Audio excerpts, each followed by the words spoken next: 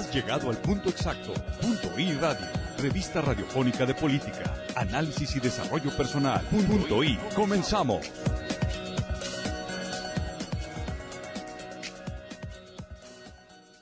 Hola, hola, muy buenas noches, bienvenidos a un programa más de Punto I Radio. Los saluda su amigo el profesor Adrián Rangel. Hoy es jueves 27 de marzo del año 2025 y el día de hoy tenemos un invitado muy especial, es nuestro querido amigo José Luis Rodríguez del Movimiento por la Defensa de la Independencia y la Soberanía Nacional. Bienvenido, José Luis. Muchas gracias por la invitación. También agradecemos a nuestra querida amiga, la directora del Escarabajo Radio, que se encuentra ahí en los controles, ya que gracias a la pericia de las manos de la directora, estas bellas imágenes y estas hermosísimas voces llegan a todos ustedes. Mi querido profesor José Luis, a ver, Movimiento por la Defensa de la Independencia y la Soberanía Nacional. ¿Cómo nace este movimiento y por qué? El 18 de marzo, que es una fecha emblemática para México, varios colectivos, personalidades, decidimos dar un paso en la dirección de construir un referente que pueda en el futuro ser una convergencia de sindicatos, organismos ciudadanos, partidos progresistas, ciudadanos en general, maestras, maestros, estudiantes, organizaciones de productores agropecuarios, organizaciones de colonos, etcétera, porque estamos en un momento crítico para la República, sobre todo con esta reconfiguración que está sufriendo el mundo a raíz de la llegada de Donald Trump a la presidencia de los Estados Unidos. Y entonces hay fenómenos nuevos que se plasman en lo que es el convulso mundo de hoy, que afectan directamente a México, no solamente en el terreno económico, sino también en términos políticos, en términos de la agresión que sufre ya la soberanía, no nada más de México, sino de múltiples países, ¿no? Todos sabemos que, sobre todo desde fines de la década de los 80, el mundo entró al proceso denominado de globalización, que fue impulsado por el Consenso de Washington, y tenía como propósito el hacer del mundo un mercado global. Entonces el mundo avanzó en esa dirección. Los intentos que hubo dentro de ese proceso de darle un sustento social, como fue la Unión Europea en un principio, se vinieron abajo porque al irse constituyendo la Unión Europea, lo que pasó es que se vació de contenido social esta entidad supranacional, y entonces poco a poco, ¿no?, los dictados del capitalismo neoliberal fueron corroyendo las estructuras, los cimientos, las bases con las que fue constituida la Unión Europea, y no se diga aquellos países que no tenían entidades supranacionales, ¿no? Entonces, con Trump, lo que está pasando actualmente es que para poder hacer de Estados Unidos un país que recupere la hegemonía que tuvo durante décadas, el dominio en el mundo unipolar, se recurre al proteccionismo económico. Y entonces ese proteccionismo lo que está haciendo es querer alterar las reglas del juego que la globalización impuso. Es un clásico ejemplo de un proteccionismo que en el caso de los tres países de Norteamérica, Canadá, Estados Unidos y México, rompe totalmente con el Tratado de libre Canadá, comercio. Sí, de libre comercio, que el antecesor de ese TEMEC, Tratado de México, Estados Unidos y Canadá, fue el Tratado de Libre Comercio.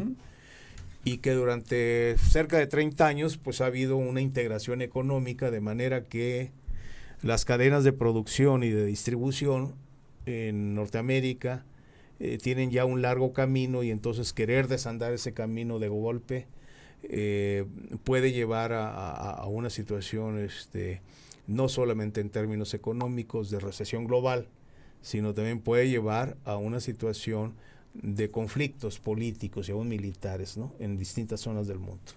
Por eso surgió este movimiento. Ahora, esto que nos platicas sobre lo que está haciendo Estados Unidos en la presidencia de Donald Trump es complicado, ¿no? Sobre todo para México, muy complicado, porque también anuncia que los cárteles de las drogas son catalogados como terroristas, y eso implica que ellos puedan intervenir de alguna forma en el país, violando nuestra soberanía nacional. Sí, así es. Si tú recuerdas el caso de Libia, que es quizás el ejemplo, ¿no?, que podemos poner, el pretexto que se dio ahí era eso, que eran grupos terroristas. Entonces hubo una intervención descarada de Estados Unidos y de la OTAN, en donde prácticamente echaron por tierra el gobierno de Gaddafi en ese entonces, y prácticamente pues dejaron a Libia en una situación de desamparo y de conflictos internos. Sí, claro. Porque esa fue la intervención. En otras ocasiones he usado otras mentiras. Por ejemplo, en el caso de la guerra de Irak, todos recordamos que Bush, hijo, que entonces era presidente, argumentó que había armas de destrucción masiva, cosa que nunca fue comprobado, pero de todos modos le dio pie para entrar a Estados Unidos, a su ejército en Irak, y derrocar a Saddam Hussein. Sí, que armas biológicas y no sé qué sí, tanto había. Nunca se comprobó. Sí, los estudios ni encontraron nada. De Naciones Unidas siempre, porque hubo expertos trabajando allá en Irak, hicieron una investigación a fondo, porque eran expertos, ¿no?, del organismo que se encarga de estas cuestiones, ¿no?, de las armas nucleares en el mundo, y no encontraron absolutamente nada. El otro ejemplo pues es el de Vietnam, ¿no? En el caso de la guerra de Vietnam hubo un incidente en el Golfo de Tonkin, nunca aclarado, pero por filtraciones se supone que eso fue armado por la CIA. Entonces le dio el pretexto al gobierno estadounidense para iniciar la guerra en Vietnam. Entonces, ahora cualquier uso de esta figura, ¿no?, de los grupos de narcotraficantes como grupos terroristas, da pie precisamente a que bajo un pretexto se pueda hacer una intervención militar, que además ya lo han dicho expresamente. Sí, claro. No es un asunto que nosotros estemos inventando, ya lo han dicho ellos, ¿no? Entonces, no se trata solamente de un asunto económico, sino un asunto de política, de geopolítica, y un asunto en el caso de nosotros, pues de la defensa de la independencia por un lado, y por otro lado por la defensa de la soberanía nacional. Dos asuntos fundamentales que están íntimamente ligados, pero que desde luego son como el eje de el ideario, dijéramos, de este movimiento que ha surgido, ¿no? Muy bien. Ahora, este movimiento fue creado el 18 de marzo. De marzo. Muy bien.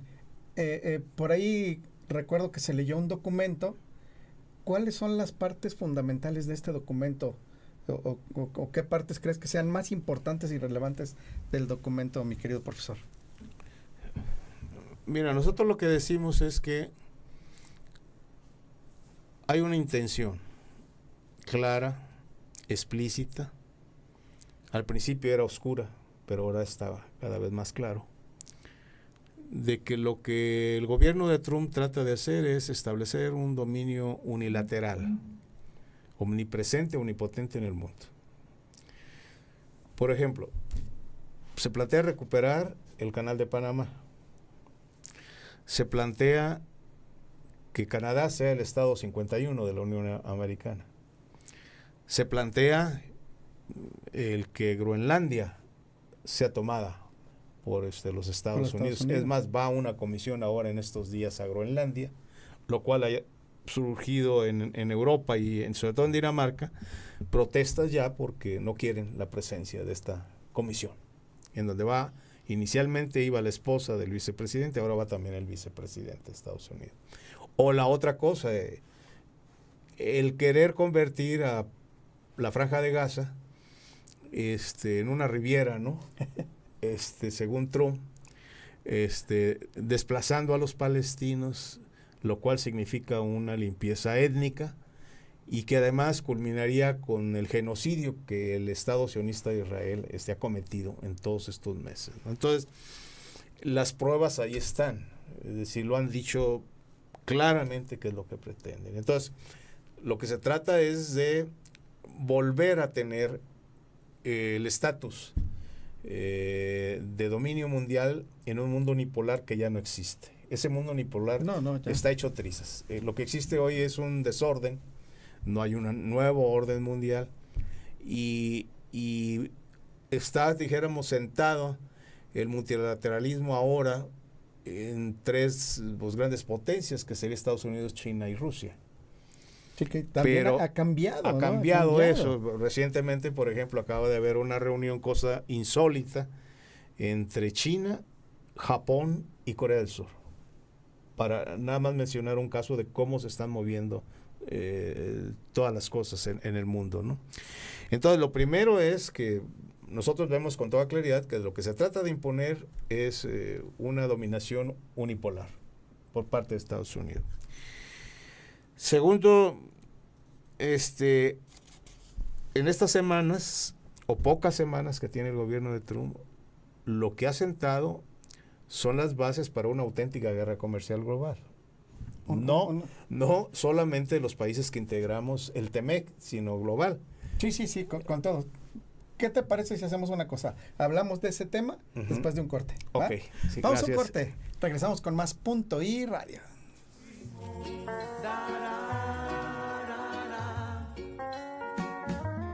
Continúa con nosotros. Punto I. Regresamos. El Escarabajo Radio, transmitiendo desde la calle Reforma número 877, Colonia Jesús, código postal 44100, zona centro, en Guadalajara, Jalisco, México.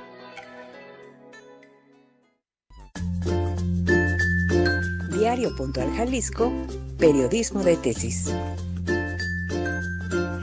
www.puntualjalisco.com. Información fresca, veraz y oportuna, con las noticias más relevantes. www.puntualjalisco.com. Diario Puntual Jalisco, periodismo de tesis. www.puntualjalisco.com.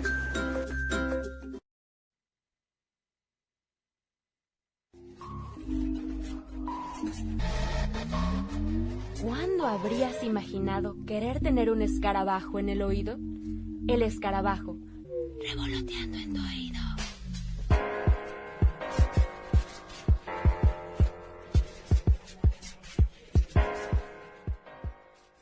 Síguenos en el punto exacto. Punto I.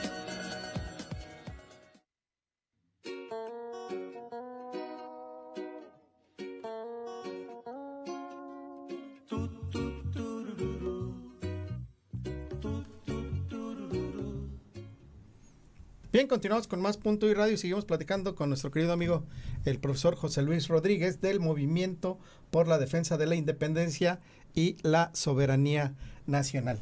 Profesor, nos comentabas hace un momento que hay una guerra económica, no nada más entre México, Estados Unidos y Canadá, sino a nivel global.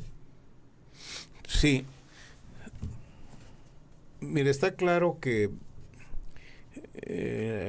la forma como Trump quiere recuperar esa supremacía que han perdido es sobre la base de la imposición de aranceles, o sea, los impuestos que le puede poner el gobierno de los Estados Unidos a todas las mercancías o productos que van a los Estados Unidos. El problema es que el argumento es el déficit comercial. O sea que, y lo dice Trump de una manera, pues hasta digo yo muy pedestre, ¿no? Dice que prácticamente todo el mundo lo ha estafado, ¿no? Sean amigos o enemigos. Entonces, al imponer aranceles, por ejemplo, en el caso de los países que integran el TEMEC, Canadá, Estados Unidos y México, viola el tratado, firmado por él mismo. Sí, claro. Él lo suscribió. Sí. Y entonces rompe con las reglas establecidas ahí, lo cual implica pues acudir a la Organización Mundial de Comercio porque tiene que establecerse un panel, ¿no? En términos de las violaciones graves que hay, porque es una medida unilateral. Pero el asunto está que como el competidor principal es China en términos económicos, entonces también hacia allá van los aranceles. Y luego para acabarla con sus aliados tradicionales, que es la Unión Europea, y con Canadá. Canadá, hay que decir que fue aliado militar en las dos guerras mundiales del siglo pasado, la primera y la segunda. Canadá fue un fiel aliado de los Estados Unidos. La forma como los ha tratado, pues evidentemente genera la reacción de los canadienses, que ya no es solamente en términos económicos. El primer ministro, que ha convocado recientemente elecciones, ¿no? Ya habló que si él es reelecto, va a incrementar sustancialmente el gasto en la defensa nacional, o sea, en armar al ejército. Porque ya lo siento. Por si acaso. Sí, por si acaso. ¿Sí? Entonces, esa situación nos hace ver que no se quedan las cosas simplemente en una guerra comercial tradicional. Porque ha habido guerras comerciales entre países, sí, claro. O inclusive guerras comerciales en zonas o regiones del mundo. Pero es evidente que las cosas están llegando a un punto de tensión en que se esgrime la guerra como argumento y como un mecanismo de presión o chantaje, que puede ser. Entonces, esta es la realidad que hay, ¿no? Porque lo del fentanilo y el tráfico de drogas y lo de el asunto de los migrantes no es más que una cortina de humo. Bueno, si fuese el fentanilo, pues ellos son los que lo compran, que dejen de comprarlo. Por un lado. Y se acabaría. Por un lado. Pero por otro lado, pues él mismo dice, me refiero a Trump, que México ha avanzado de manera importante, ¿no? En el combate, ¿no? A las drogas. Lo acaba de decir, sí, ¿no? Recientemente. Bueno, y no obstante, ahí van los aranceles. Entonces, no es eso. Eso no es el asunto. El asunto son el déficit comercial que tienen los Estados Unidos, el abultado endeudamiento que tiene por sus aventuras militares por todo el mundo, y entonces eso hace que los Estados Unidos tengan una situación muy complicada en términos económicos, ¿no? Entonces, junto a la guerra comercial global, pues está este asunto del caos y la incertidumbre, ¿no? que lleva, ¿no? a las tensiones entre países y entre regiones del mundo. Estamos observando eso, ¿no? Definitivamente. Y ahora hemos visto, digo, por ahí andaba un buque, de entrada, el Golfo de México ahora lo llama Golfo de América. Y le dice a Google que se lo ponga como Golfo de América, no sí. Golfo de México.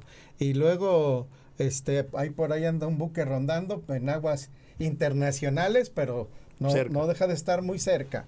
Y luego también hay drones que están buscando precisamente a los narcotraficantes, pero son drones que no son mexicanos, son de Estados Unidos. O sea, hay una cierta intervención muy sutil, pero no deja de ser una intervención. Sí, por ejemplo, ahora que hablas del Golfo de México, que lo denominó Golfo de América, no pasaría de una disputa en términos de la nominación o la nomenclatura, pero lo que está en el fondo es el asunto del petróleo y el gas, sí, claro, que está en el subsuelo. Eso es lo que está en el fondo. Claro. Como el asunto de Ucrania. A ver, está ya en guerra en Yemen, Ya inició la guerra ya en Yemen, pero quiere la paz en Ucrania. Primero porque perdieron la guerra. Hay que sacar las cuentas de cuántas guerras llevan perdidas. Perdieron en Vietnam, Sí. perdieron en Afganistán y salieron como tapón de sidra. Y ahora perdieron Ucrania, porque esa es la verdad. Estados Unidos empujó en la OTAN a los europeos a darle armamento y todas las facilidades financieras para que Ucrania enfrentara a Rusia.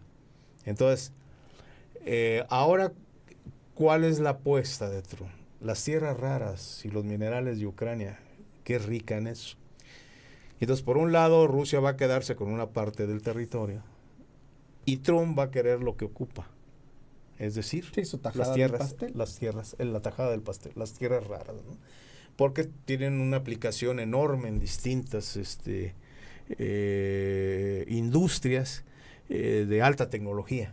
Y entonces eso es lo que él persigue, ¿no? Entonces tenemos esa situación, ¿no? Es una disputa geopolítica.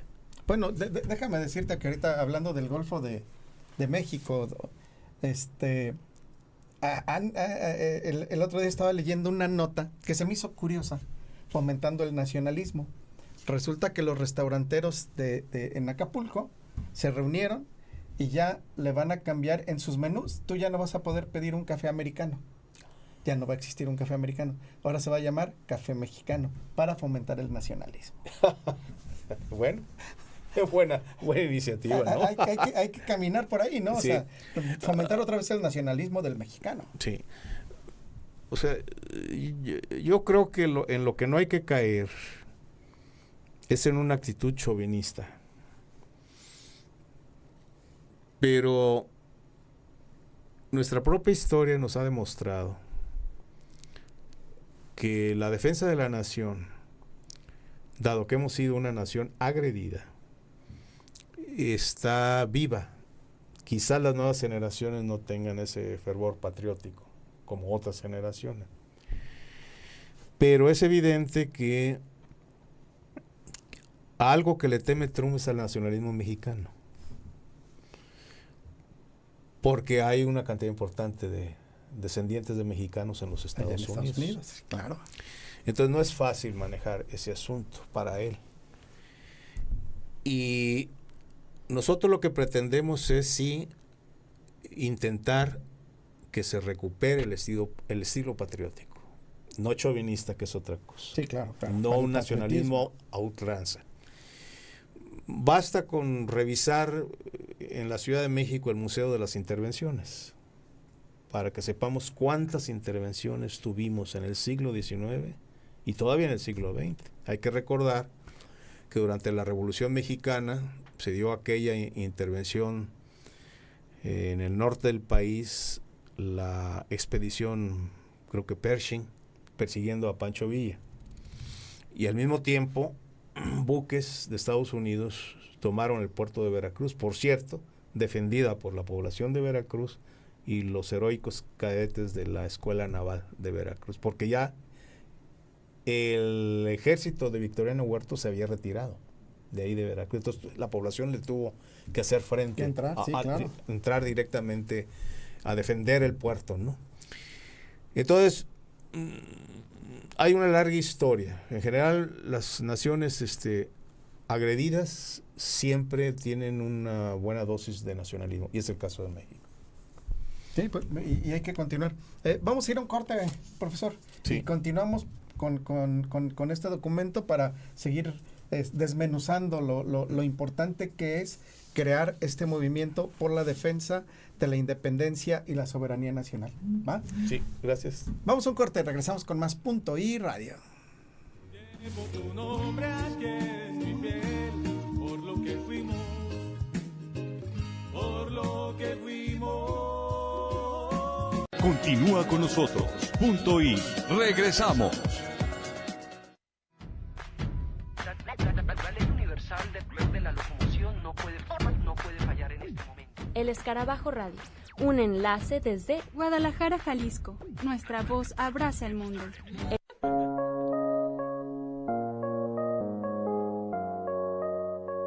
El Escarabajo, donde tu opinión importa.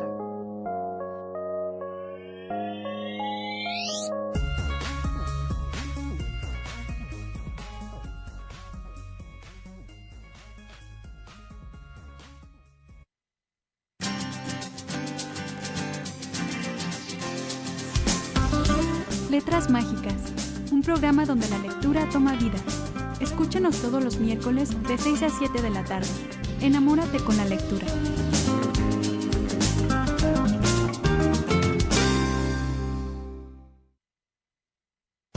El profesor Adrián Rangel te espera todos los días, en punto de las 7 de la tarde, en su revista Punto I, Política, Análisis y Desarrollo Personal.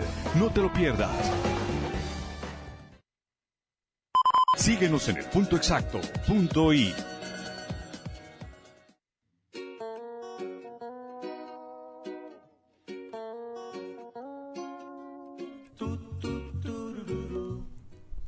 Seguimos con más Punto I Radio y estamos platicando con nuestro querido amigo, el profesor José Luis Rodríguez, del Movimiento por la Defensa de la Independencia y la Soberanía Nacional. Pero ya tenemos un par de saluditos aquí. Dice Dani Escarla: saludos, doctor Rangel, hoy con temas ya de nivel soberanía de nuestro país. Buen invitado. Gracias, mi querida Dani, te mandamos un fuerte abrazo. Eli Badajoz dice: saludos, Adrián, y al compañero José Luis. También nos está viendo Pati Alvarado, nuestra querida amiga Pati Alvarado.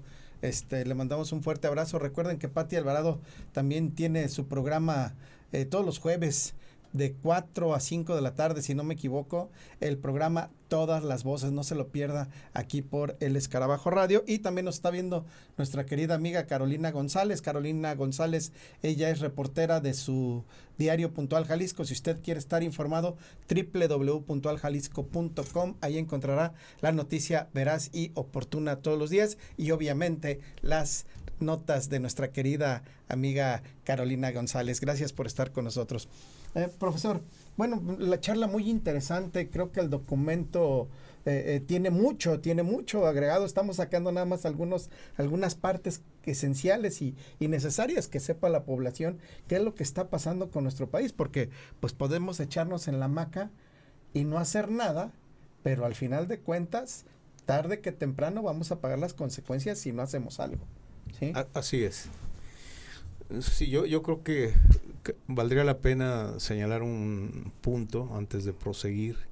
El movimiento no va a ser un partido político, no será una agrupación política ni nacional ni estatal, o el intento es construir una amplia convergencia de fuerzas patrióticas, de izquierda, democráticas, cuyo único propósito es la defensa de la integridad del país. Es como por si acaso. Sí, por si acaso, de la independencia y la soberanía.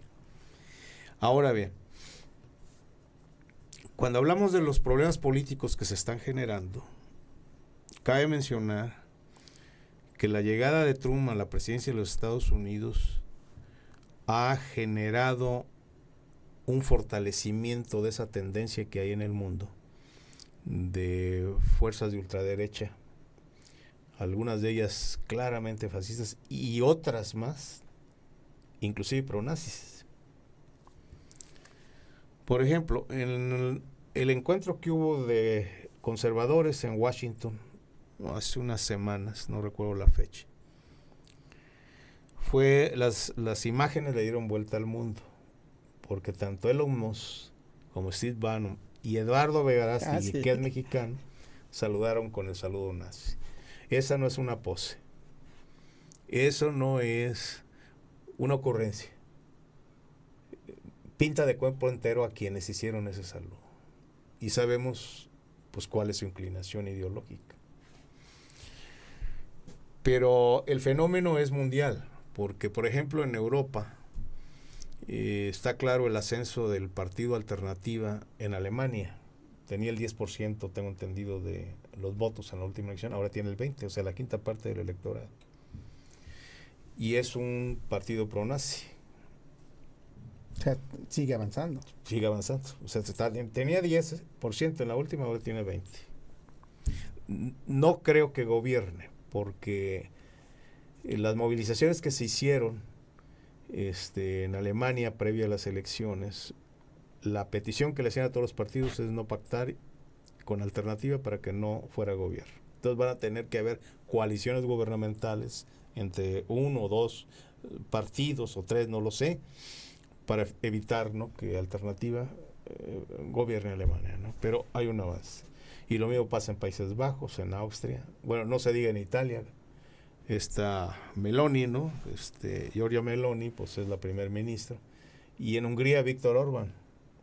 Y en el caso de América Latina, pues está claro que se ha envalentonado Milei. En Argentina, Bolsonaro, que por cierto ahora va a tener que enfrentar a la justicia, ¿no? Porque están empezando el juicio por el intento de golpe de Estado contra Lula. Y desde luego Nayib Bukele, pues que ahora está claro, ¿no? Por dinero que va a pagar Estados Unidos. ¿Hacia dónde va? Van migrantes, no delincuentes, porque eso no lo han probado. Migrantes a la cárcel esta famosa, ¿no? Que tienen en San Salvador, ¿no? Entonces, ese fenómeno es un fenómeno mundial. Entonces, no solamente es enfrentar este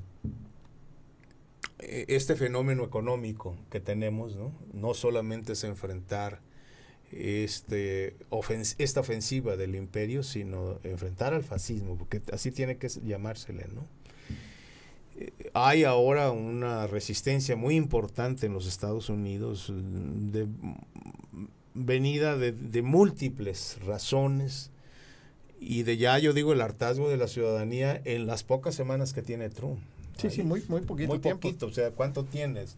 Entró que en enero o no me acuerdo, ¿no? Pero 2 meses. son semanas, ¿no? Sí. Y entonces ya hay protestas por todos lados, ¿no? Entonces, va a ser muy importante lo que pasa en los Estados Unidos, porque es el pueblo estadounidense el que tiene que salvar su democracia. Esa democracia ya fue puesta en predicamento en aquel 6 de enero, ahorita no recuerdo el año, en donde una turba, ¿no?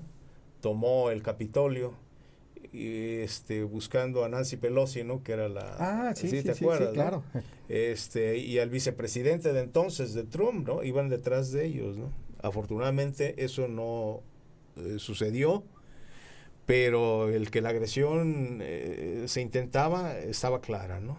Y de eso da cuenta de la fragilidad de la democracia estadounidense. Ese hecho tan solo. Pero ahora está peor, porque ahora yo creo que Estados Unidos está llegando a una cierta crisis política institucional. Por ejemplo, estos dimes y diretes con los jueces, por ejemplo, o con la Reserva Federal, que según la senadora Elizabeth Warren dice que probablemente Trump quiera quitar, no recuerdo el nombre de quien está al frente de la Reserva Federal, y luego con los gobernadores de los estados, porque los amenaza con retirarles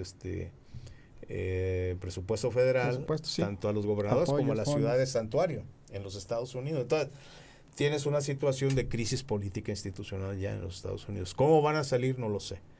El año que viene hay elecciones intermedias, y ahí vamos a ver cómo resulta, ¿no? La elección, porque se van a elegir a los representantes. Por cierto, hay un hecho que hay que constatar. Ahora que se han hecho no sé cómo le llaman, comparecencias o la presentación de los diputados o representantes en los distritos correspondientes, pues resulta que han sido abucheados. Y la gente exigiéndoles que tengan una posición más firme, de una oposición clara frente al gobierno de Trump, porque todo el mundo está siendo golpeado, ¿no? Pero entonces sí están en una situación de crisis política institucional en los Estados Unidos, ¿no? Y eso hay que estar muy atentos para ver qué pasa, ¿no? Ahora, en cuanto a nuestro país, yo creo que hay que destacar, desde luego, la habilidad política que ha tenido la doctora Claudia Sheinbaum para poder navegar en este río embravecido. Nada fácil, Nada fácil, muy complicado. Hoy mismo creo que en la mañana dijo que era el único país que estaba en condiciones de dialogar y negociar con los Estados Unidos, porque efectivamente las confrontaciones con Canadá son muy fuertes y con la Unión Europea, ¿no?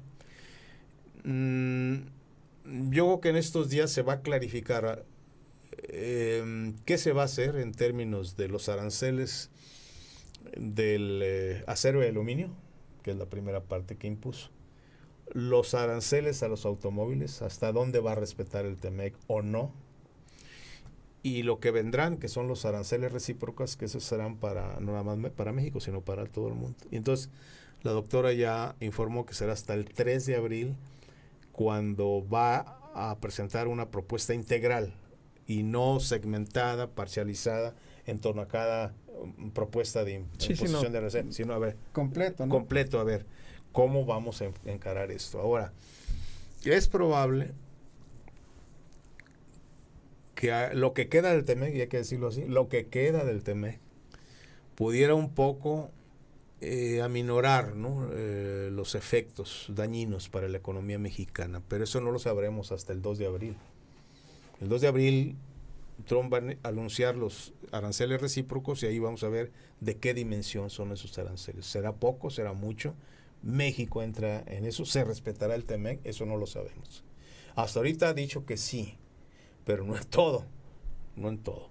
Y entonces,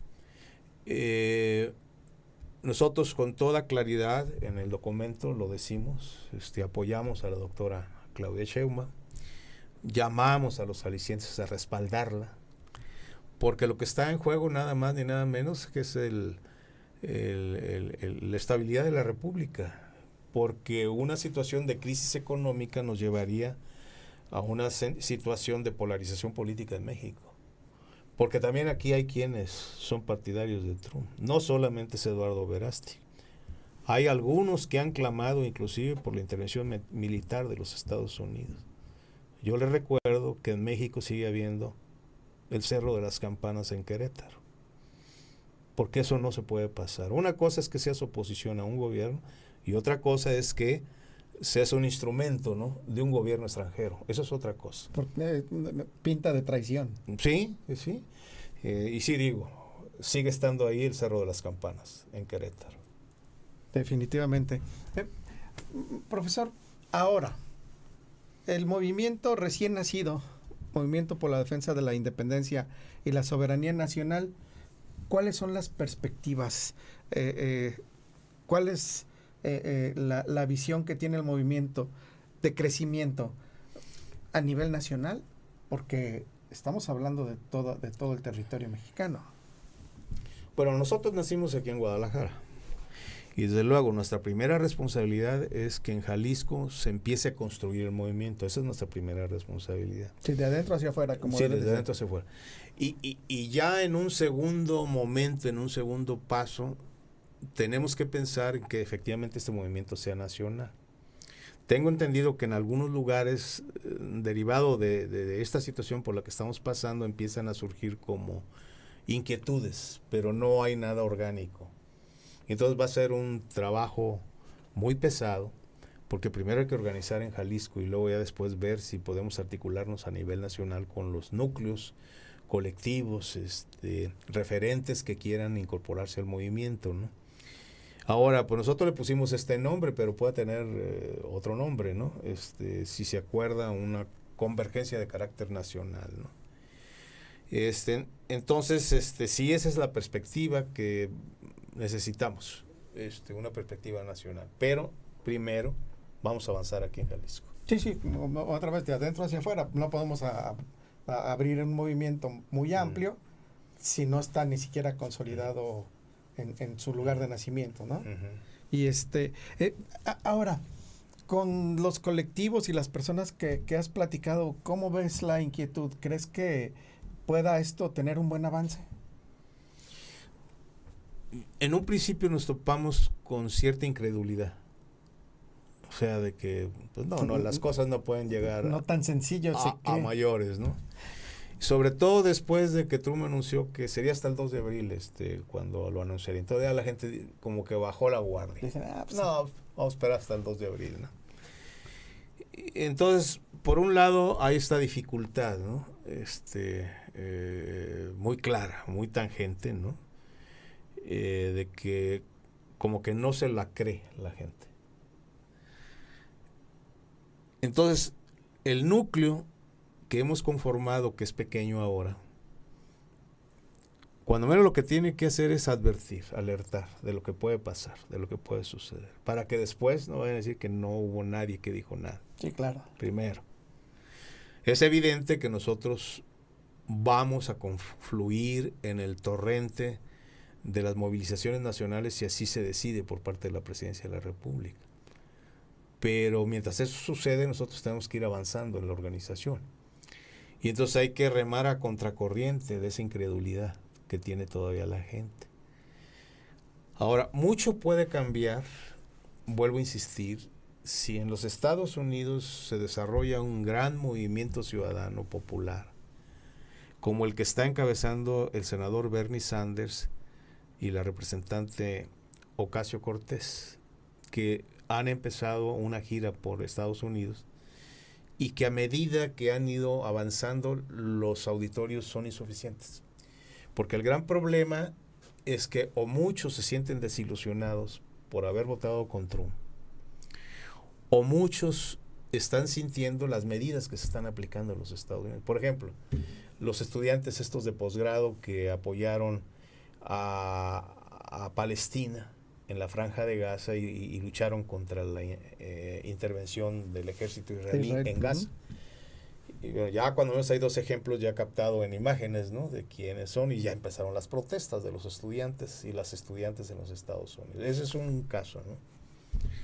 Luego están los obreros, los trabajadores que pensaron que iba a venir la bonanza, ¿no?, con solo llegar Trump, y pues se han encontrado con que no. Ahí están, para eso están los aranceles, para que vean que no hay bonanza. Por ejemplo, está la inflación, ¿no?, que empieza ya a pegarle, ¿no? Porque no solamente es el asunto de los automóviles o los autopartes o el acero y el aluminio. Por ejemplo, si Trump decidiera imponer aranceles a los productos agropecuarios, claro que nos pegaría a nosotros, pero les pegaría a ellos, porque el arancel no lo va a pagar la empresa que compra en los Estados Unidos de México. El aguacate, limón, lo paga el consumidor. Sí, y entonces ahí es donde van a ver el asunto de la inflación.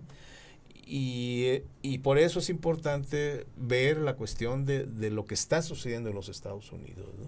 Definitivamente. Vamos a ir a un corte, vamos a regresar al final del programa para terminar con lo que nos quede ahí del documento, que bueno, ya le dimos por lo menos una adelantadita. Vamos a un corte, regresamos con más Punto I Radio.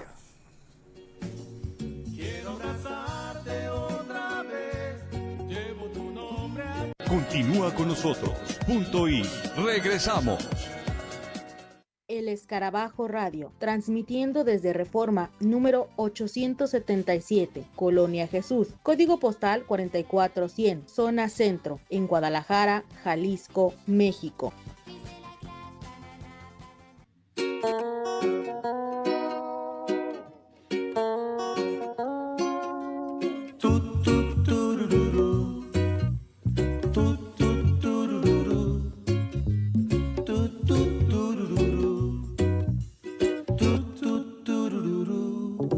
Caminando alrededor de la manzana donde vives, guardando una esperanza por si existe, pasando por tu puerta y quise tocar.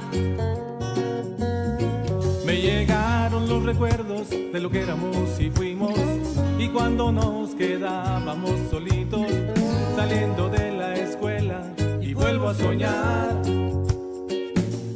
Quiero abrazarte otra vez, llevo tu nombre aquí en mi piel, por lo que fuimos, por lo que fuimos, por lo que fuimos, Por lo que fuimos.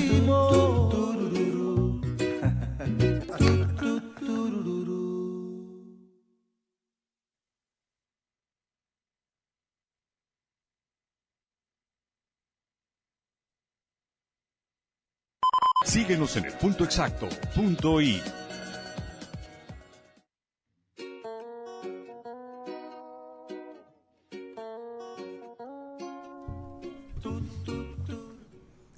Regresamos con más Punto y Radio y tenemos otros saluditos. Patricia Alvarado dice, saludos profesor, abrazo, saluditos mi querida Pati Alvarado, te mandamos un fuerte abrazo, gracias por estar aquí con nosotros. Noelia Noya dice, saluditos mi querida Noelia, hasta la Ciudad de México. Gracias por estar con sus amigos de Punto I. Seguimos platicando con nuestro querido amigo, el profesor José Luis Rodríguez, del Movimiento por la Defensa de la Independencia y la Soberanía Nacional. Y seguimos desglosando este documento de la creación de este movimiento, mi estimado profesor. Sí, por cierto, el nombre muy largo, ¿no? Pero no encontramos otro. Bastantito largo. Sí, bastante largo. Bueno, hay un asunto que nosotros queremos ponerle énfasis, ¿no? Porque por un lado puede ser la alerta o la alarma que el movimiento puede dar de lo que puede suceder, que ojalá no suceda. Sí, claro, todos tenemos sí. ese deseo, pero el movimiento hace énfasis en que hay caminos para poder atajar esta situación en la que estamos, ¿no? La iniciativa que se creó de el Plan México y del sello que yo no sé por qué se abandonó, de hecho en México, es muy importante porque México pudo haber avanzado en una ruta de independencia económica después de la Segunda Guerra Mundial. Por ejemplo, por textos de un dirigente sindical honesto e histórico como Valentín Campa, conocemos que el general Cárdenas, ya al terminar casi su sexenio, mandó llamar a varios dirigentes de sindicatos, entre ellos del sindicato petrolero, del sindicato ferrocarrilero, para informarles que había un proyecto de construcción de una planta para fabricar autobuses. Pero eso tenía que ser en secreto porque evidentemente los Estados Unidos no querían competencia. Sí, claro. Pasó al gobierno de Ávila Camacho, se empezaron a hacer las instalaciones, pero ya no avanzó tanto y Ávila Camacho le entregó eso a Miguel Alemán. Ahí el proyecto murió. ¿Qué hubiera pasado si México empieza a fabricar autobuses desde entonces? Bueno, eso lo podemos ver de manera muy clara en términos de los ferrocarriles, de la industria aeroespacial, de los estudios, las investigaciones y la industrialización en términos de vacunas, que había un instituto muy prestigiado que fue desmantelado, igual que el Instituto Mexicano del Petróleo. Al Instituto Mexicano del Petróleo vinieron técnicos e ingenieros de Brasil, de Petrobras, lo que sería después Petrobras, a estudiar, porque el Instituto Mexicano del Petróleo llegó a tener más de 600 patentes. 600 patentes. Pero todo eso con el liberalismo se echó atrás. Desapareció. Sí. Ahora hay iniciativas muy importantes. Esta empresa que empieza a construir los autobuses eléctricos, ¿no? Ahorita no recuerdo el nombre. La propia propuesta que tiene la presidenta de los automóviles, ¿no? Olinia. Olinia. Son los carritos eléctricos. Sí, un esfuerzo ya importante para avanzar en la industria aeroespacial, que la necesitamos porque hay que subir los satélites arriba para las telecomunicaciones, no depender del extranjero. Los drones, no necesitamos que los gringos estén vigilando, pues nosotros podemos ser los drones, ¿no? Vigilarnos a nosotros mismos. ¿no? Sí, que claro. además le ayudaría también a los Estados Unidos, ¿no? Para el asunto de evitar el narcotráfico en la frontera. Pero eso requiere, pues, una política, ¿no? De industrialización muy clara en México, ¿no? Desarrollar nuestras propias fuerzas productivas, nuestra propia industria. Sí, como que hubo un acuerdo que nunca dejó desarrollar al país. Sí, que ese es el asunto, porque nunca se quiso ir por la ruta independiente en términos económicos. Teníamos la independencia política, pero no la independencia económica. Entonces, hoy están dadas las condiciones para eso. Se necesita una arriesgada, sí, pero audaz a la vez, revolución científico-tecnológica en México. Se necesita fortalecer el mercado interno, que ya se ha ido haciendo desde el sexenio del presidente López Obrador.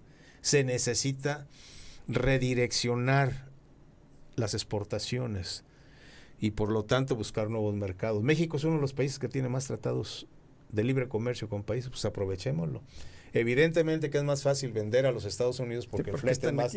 Aquí los tenemos, ¿no? A la vuelta. Pero aunque paguemos más flete, a la larga resulta más estable económicamente. A ver, si los Estados Unidos llegan a tener una gran recesión como la de 2007-2008, ya no digo la gran depresión de allá del 29-35 del siglo XX, no, esta del 2007-2008, nos va a arrastrar esa gran recesión, porque esa gran recesión va a colocar a los Estados Unidos en condiciones de que no van a poder comprar todo lo que quieren, entonces eso disminuye nuestras ventas. Entonces, evitando eso, nosotros lo que tenemos que hacer es que el 80% que les vendemos, pues hay que diferirlo, no digo que todo, siempre vamos a tener el mercado más importante y hay que comerciar con ellos, pero sí México necesita diversificar su mercado exterior, ¿no? A la par que fortalece su mercado interno, a la par que se hace la revolución científico-tecnológica, a la par que avanzamos en la soberanía energética, en la soberanía alimentaria.